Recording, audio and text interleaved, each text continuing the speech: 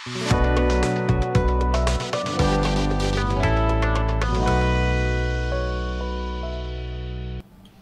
అండి. నా పేరు డాక్టర్ ఆర్ఎంపి శెట్టి. జ్యోతిష్ శాస్త్ర విభాగంలో గత కొన్ని సంవత్సరాలుగా అనేక విషయాలు మీకు తెలుపుతూ వస్తున్నాను. మీరు చూస్తున్నారు, అనుసరిస్తున్నారు, లాభపడ్డారు. చాలా సంతోషంగా ఉంది. ఇప్పుడు నేను చెప్పేటువంటి ముఖ్యమైనటువంటి ఒక విశేషం ఏమిటంటే 2025 సంవత్సరంలో మరి యొక్క ధనస్సు రాశి వారికి సంవత్సర ఫలితం అంతా కూడా ఎలా ఉంటుంది వివరిస్తున్నాను, జాగ్రత్తగా వినండి. ఈ ధనస్సు రాశి వారు మొట్టమొదటి అర్థం చేసుకోవాల్సింది ఏంటంటే, మరి సంవత్సరం అంతా కూడా ఈ యొక్క గ్రహాలు ఒక స్థానంలో నుంచి ఇంకొక స్థానంలోకి మారుతాయి. కాబట్టి ఎలా మారుతున్నాయి అనేటువంటి విషయం మనం అర్థం చేసుకోవాలి. దానికంటే ముందు మనకి నూతన సంవత్సరం ఆంగ్లేయ పద్ధతిలో అంటే ఇంగ్లీష్ పద్ధతిలో ప్రారంభమయ్యేది 1వ తేదీ జనవరి 2025న మాత్రమే. అది ముందు మనం తీసుకుందాం. దీన్ని మనం ఎలా తీసుకోవాలంటే సంఖ్యాశాస్త్రపరంగానే అర్థం చేసుకోవాలి. 2025 అనేటప్పటికి ఏమవుతుందనంటే టోటల్గా 2+2+5 కూడితే 9 అవుతుంది. 9 అంటే ఎవరయ్యా? 9 అని అంటే మనకి కుజుడు. కుజుడు అని అంటే మార్స్ అంటే మంగళ్ అని అంటాం హిందీలో. ఈ యొక్క కుజుడు వాయిలెన్స్కి కారకుడు, అగ్నితత్వం కలిగినటువంటి వాడు. అంటే సంవత్సరం అంతా కూడా ఇన్ జనరల్గా విశ్వం అంతా కూడా కొంచెం హింసాత్మకమైనటువంటి సంఘటనలు జరగవచ్చు, ప్రకృతి వైపరీత్యాలు ఉండవచ్చు, అనేక ప్రమాదాలు కూడా జరగవచ్చు. ఇలాంటివన్నీ కూడా మనకు అర్థం చేసుకోవాలి.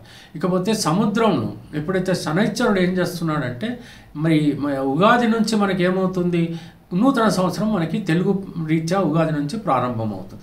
విశ్వావసు నామ సంవత్సరం అనేది నూతన సంవత్సరానికి పేరు. మరి ఈ సంవత్సరంలో కొన్ని గ్రహాల యొక్క మార్పులు చేర్పులు జరుగుతున్నాయి.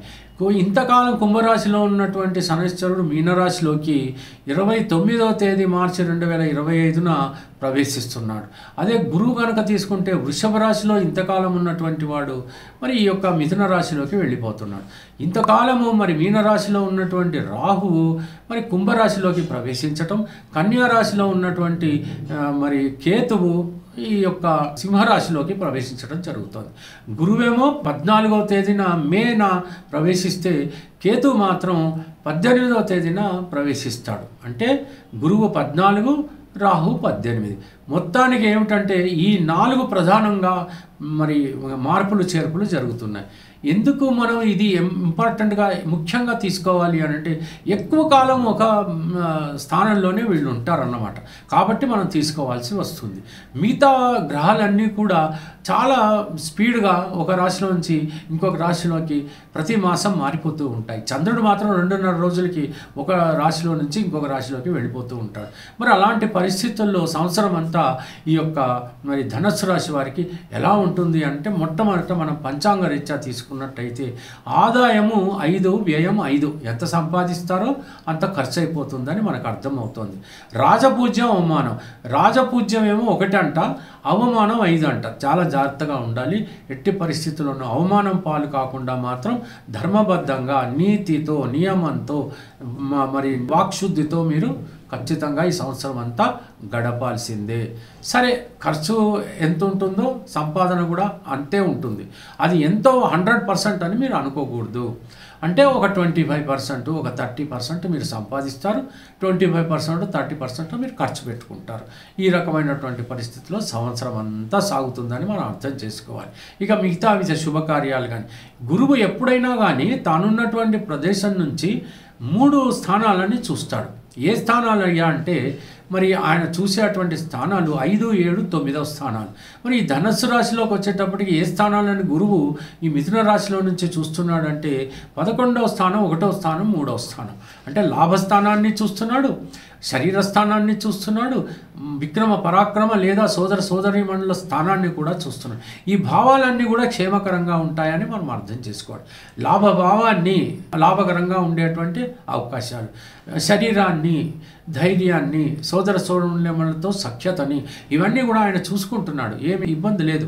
కాబట్టి మనం దర్జాగా ఈ సంవత్సరం అంతా గడిపేయచ్చు. భక్తిభావంతో భక్తితో కనుక మీరు సాగించినట్టయితే 2025 సంవత్సరం అంతా సవ్యంగా సాగుతుంది అనేటువంటి విషయం మీరు అర్థం చేసుకోవాలి.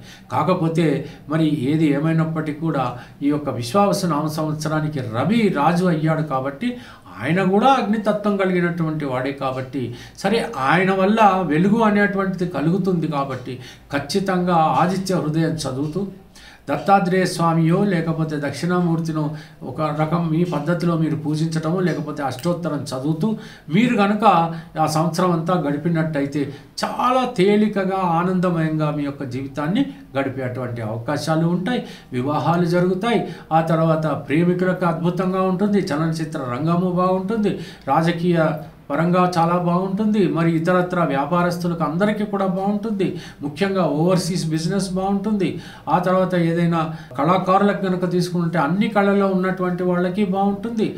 మరి ఇతరత్ర ఏ ఉద్యోగాల్లో కానీ ప్రభుత్వ ఉద్యోగాల్లో కానీ ఇతరత్ర ఏ రకంగా చూసుకున్నప్పటికీ కూడా చాలా బాగుంటుందనే నేను చెప్పగలను.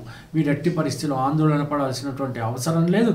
నేను చెప్పినట్టుగా పూజా విధానాలన్నీ కూడా పాటిస్తూ ఈజీగా తేలికగా ఆనందంగా ఆరోగ్యంగా మీరు ఈ సంవత్సరం అంతా ఉండాలని నేను ఆశిస్తూ భగవంతుని ప్రార్థిస్తూ నేను ముగిస్తున్నాను. సెలవు మరి ఉంటాను. నమస్కారం.